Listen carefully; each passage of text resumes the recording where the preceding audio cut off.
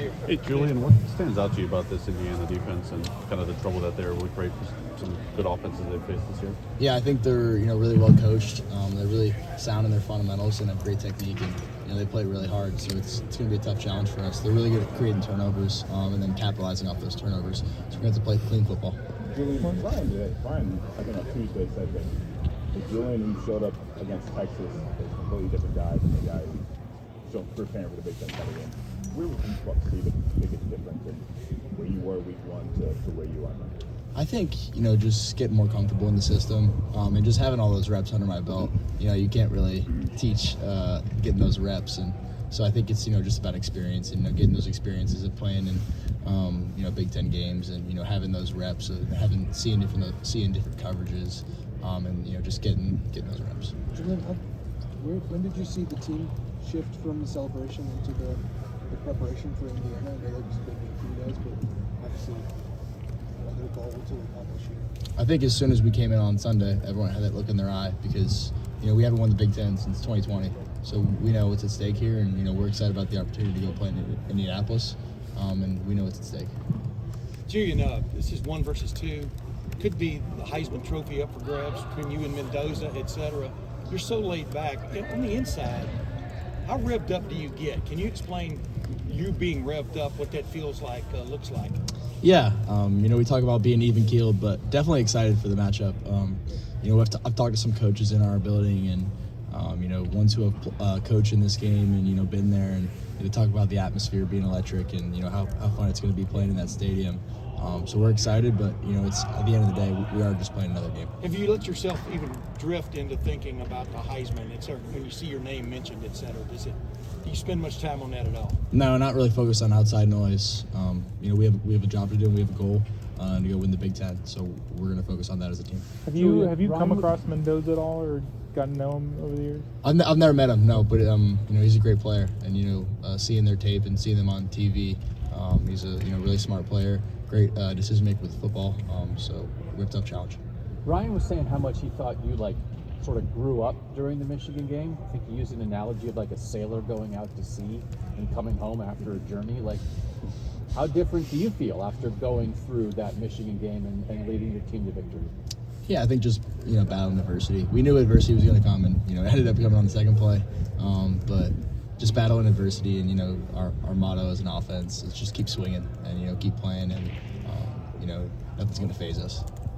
I asked Ryan the other day about having those two guys available, Carnell and Jeremy, and it seemed like those first two plays you kind of said, hey, look who we've got we didn't have last week. I mean, it seemed like that. But can you explain the aura they just bring to the field that you feel? Yeah, I think their presence definitely felt.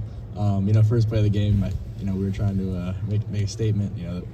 Those guys are back, and their presence is definitely felt, and it's nice having those guys on the outside to make plays. Julian, what are your thoughts on Brian Hartline leaving? How has he helped you this year? How big a loss is that going to be? Yeah, he's helped me a lot. Just getting better as a quarterback, and seeing things in the pass game. He's done a great job with us, and will continue to do a great job with us throughout the rest of the season. And I'm excited for him because he's getting elevated and taking the next step in his career. So I'm excited about him doing that. How did the news kind of hit you guys today when everybody heard? What was that like? Discussion and talking about, hey, coach, he's got a new job.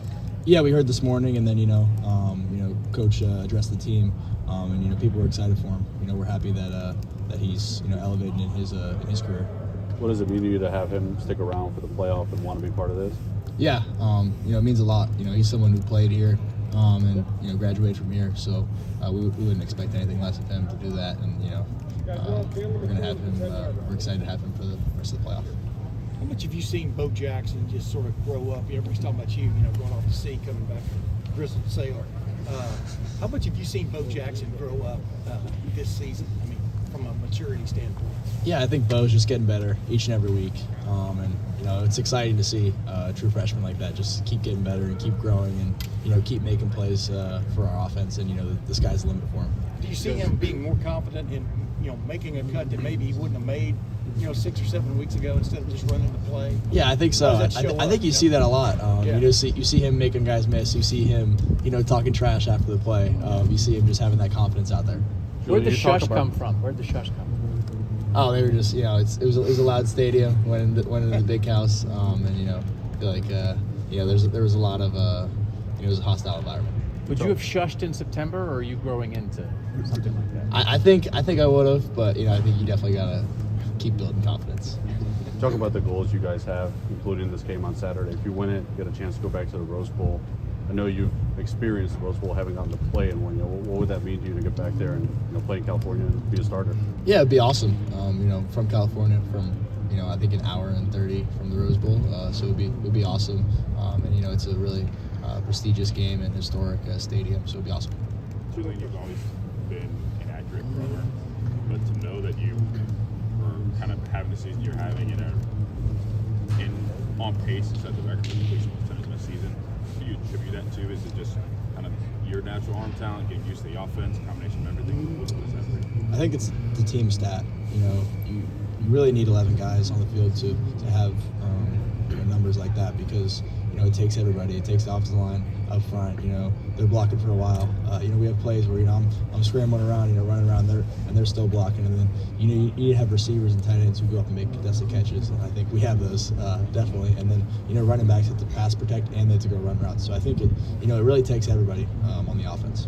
Julian, taking you back in time, how much did your time with Aiden, Jose, the Sandus at Pine Park help with your development, and how tough was Aiden? Yeah, as a grader in your competitions. Yeah, I think my brother. It was awesome to have him growing up, as a mentor, and then someone who I was competing with every day. And I wanted to, I was trying to be better than him.